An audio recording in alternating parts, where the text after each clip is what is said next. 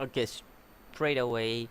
I'm not gonna talk much about the episode because the episode was very simple. Basically, Yatsumura basically getting back to life because of power of love and everything. Yada yada yada. I don't want to get much into it because I normally don't like stuff like this where they go with power of love, for example, fairy tale where they were normally refer to power of friendship and everything. So I don't like to go deep into those kind of stuff. So just gonna say I'm not gonna talk much about the episode. Rather, I'm gonna talk about the series right now, and I'm gonna just put this in a very simple tone that I see this series being like Tokyo Ghoul.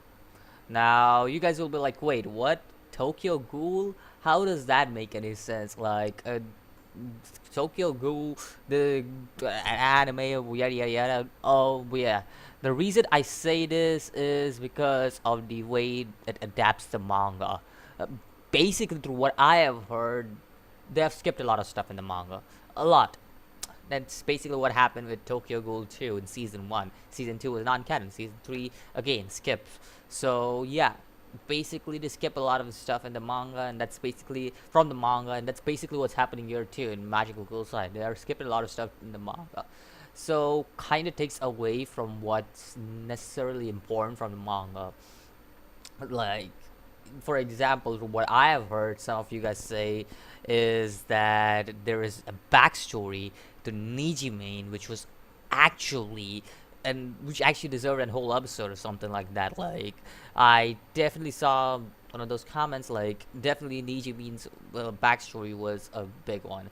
So yeah, there was that, and then there were some other scenes. For example, this scene was supposed to be in the 2 episodes earlier when or episode 8 I think. Yeah, episode 10 at 9 something like that, where Kaname gets kidnapped by this invisible guy, and basically that scene, the ending scene of this episode where Kaname was getting molested, was supposed to be the scene in like that one of those episodes, like it was after the big reveal or something. So yeah, I'm still not disappointed with that scene because I still don't care about that man. Like, this man deserves what's about to get, but still, that was some weird shit I saw. Like, they actually showed something that I really didn't want to see. Like, oh my god, that's you just see that hand going down, and you'll be like, ew, no, I don't want to see that. Maybe, I don't know. Maybe girls would enjoy that. I don't know. I don't enjoy these kind of stuff. Come on, man. I'm not a yaoi guy. So yeah, but anyways, a whole point of the series, like the whole thing. Now, when I read the manga, I'll make another review considering this series because I would like to know more about the series, and I would like to like this. This is what I see in this series. Okay, it has great concept, it has a great story to go with it, but the thing about this series is that the whole execution, from taking the stuff from the manga to taking the stuff to the anime, the whole execution of the series was not done correctly. Like, that's what I just feel over here because episode one, when I look back at episode one, yes, I do feel bad for Aya, but at the same time, I feel like it went too much on, it went overboard with it.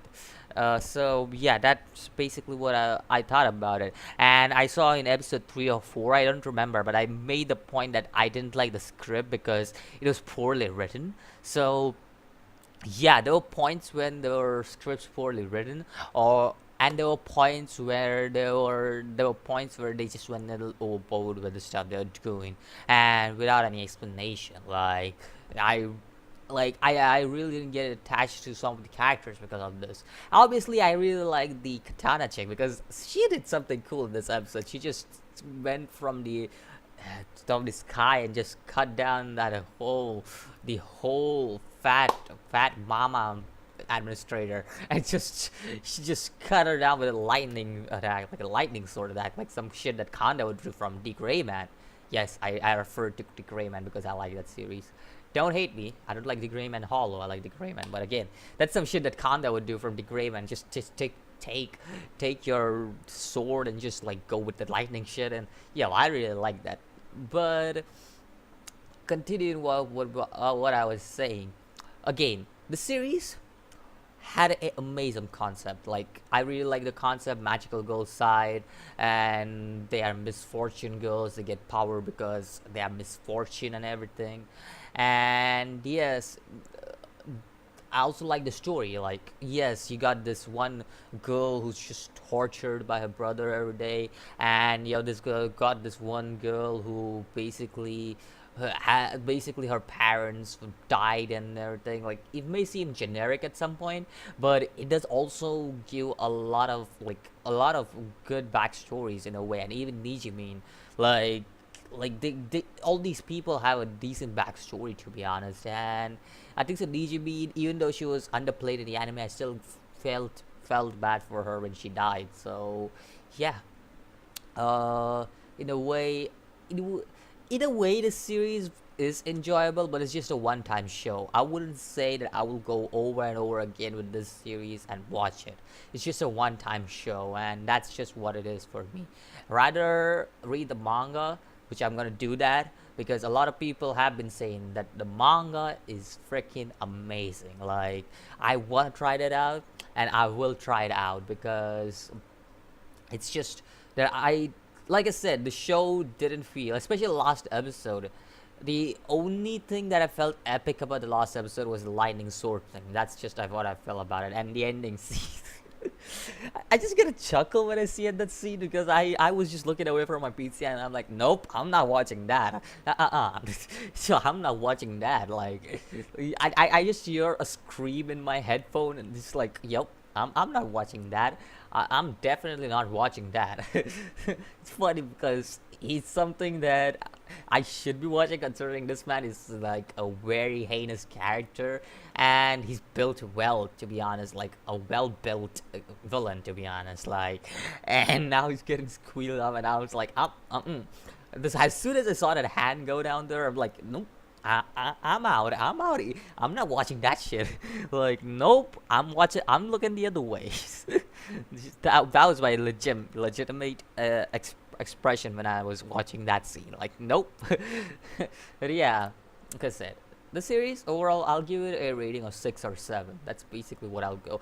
Highballing it, I'll give it 7. That's the most I can go. But if I'm being honest with myself and I'm not like being biased or anything, I would give it a 6. That's basically how much as I can go with this series because I feel like this was an epic in a way. Like, I was expecting an epic journey, but the anime didn't give me that. So I'm hoping the manga would give me an epic journey because, to what I know, the manga isn't completed, and people really like the manga.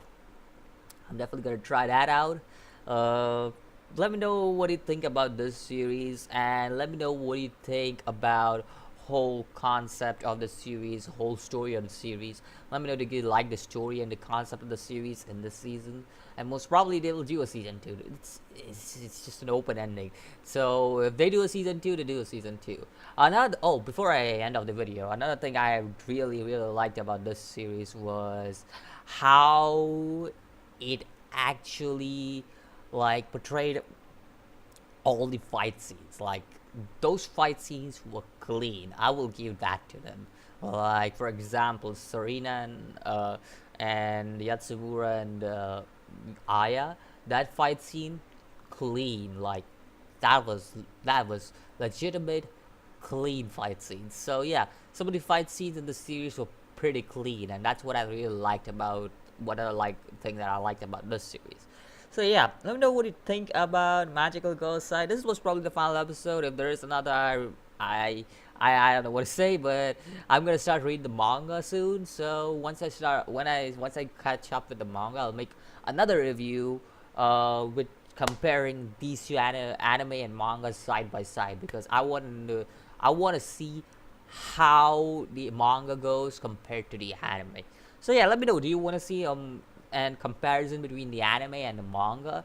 Do you want to see, or do you just want to hear me talk about the manga in general? Like, is the manga good or is the manga bad? Is it what everybody says, or is it more, well, is it not worth it? So yeah, let me know what you think about this series just in general, and I'll see you in the next video. As always, peace.